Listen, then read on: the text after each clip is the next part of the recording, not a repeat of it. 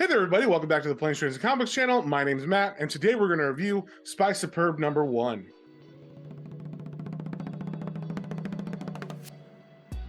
But before we get into that, if you guys wouldn't mind sharing, subscribing, commenting, it really helps me out and lets me know what you guys want to see more of. So, with that being said, let's get straight into it. All right, we got the cover here for Spy Superb number 1. It is a Darkhorse comic, and it is by Matt and Kindt.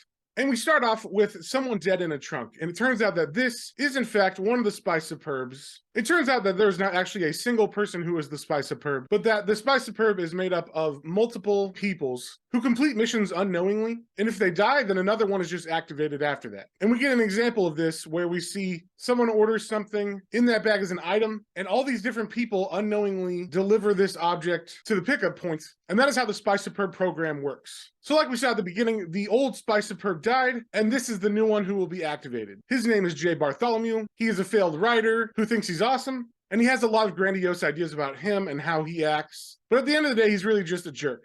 So we find out that this agency has set him up to get a new phone by putting a virus in his old phone, and the new phone is the item that they need to be carried somewhere. So he goes to the store to get his new phone, and when he does, there's a little mix-up where he drops his new phone with a bunch of other people's phones, and there is a mix-up, so he doesn't have the actual phone that they want him to have. But not knowing about that, he goes home, and when he gets to the door, something's wrong with the lock. It's not working with his key anymore, and he doesn't take any mind of that. He just thinks it's kind of weird. So as he goes into his house, he begins to put away his stuff, and as he's walking around, there's a bunch of guys with guns in the shadows that he has not noticed. And that's where I'm going to stop, but I don't want to spoil anything else. So from what I saw online, this is actually a sequel to a Spy Superb series that has already come out from Matt Kindt. But you don't have to have read that to read this, because Matt Kindt does a really good job of explaining how the program works. And I gotta say, I love Matt Kindt's writing in this book. The premise is super funny and interesting. And it's kind of using the idea of like 007 being multiple people, and 007 is just a code name. And in the case of this new Spy Superb, there's very much a Mr. Magoo angle to this, where he walks through and is oblivious to everything going on. I like Matt Kindt's artwork a lot in this book.